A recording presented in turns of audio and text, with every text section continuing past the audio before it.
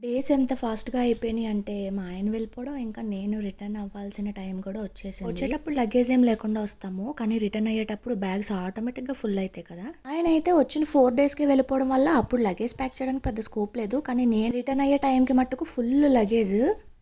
నేను కరెక్ట్‌గా చెక్ చేసుకున్నాను. చెక్ ఇన్ లగేజ్ మనకు 15 కేజీ అలౌడ్ కదా! నాకైతే 15 కేజీనే చూపించింది. నేను ఇంట్లో వే చేసుకున్నాను. అయితే క్యాబిన్ 7 కేజీనే కదా! కానీ అది అంతగా చెక్ చేయరు కాబట్టి నేను 10 కేజీ వరకు పెట్టేసుకున్నాను. ఒకవేళ చెక్ చేసినా ఎక్స్ట్రా పే చేసేద్దాంలే అనే ధైర్యం అనమాట. కానీ ఎయిర్‌పోర్ట్‌లో చెక్ చేస్తే 15 కేజీస్ కాస్త 17 కేజీస్ చూపించింది. 1 కేజీ ఎక్స్ట్రా అయితే ఓకే గానీ 2 కేజీస్ ఉంది. ఎక్స్ట్రా పే చేయండి. లేదంటే క్యాబిన్‌లో యాడ్ చేసేసుకోండి. ఇందులో కొన్ని తీసన్నారు. కానీ నా క్యాబిన్ ఆల్రెడీ ఎక్సీడ్ అయిపోయిందని వాళ్ళకి తెలీదు కదా! చెక్ ఇన్ దగ్గర అయితే మొత్తానికి మేనేజ్ చేశాను అనుకుంటే, ఆ క్యాబిన్ దగ్గర అయితే ఇన్ పర్సన్ చెక్ చేస్తారు కదా! అది ఇంకా హెడేక్.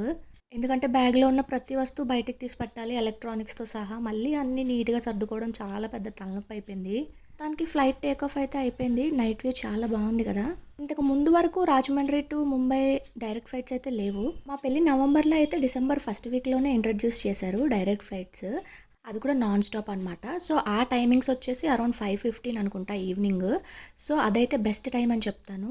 ఎందుకంటే మనం సన్సెట్ ఎక్స్పీరియన్స్ చేయొచ్చు, ఇంకా నైట్ టైం వ్యూ కూడా ఎక్స్పీరియన్స్ చేయొచ్చు. అదే రాజమండ్రి నుంచి అయితే నాన్ స్టాప్ 7:15 అలా ఉంటుంది. ఓన్లీ నైట్ వ్యూనే మనం ఎక్స్పీరియన్స్ చేయగలము.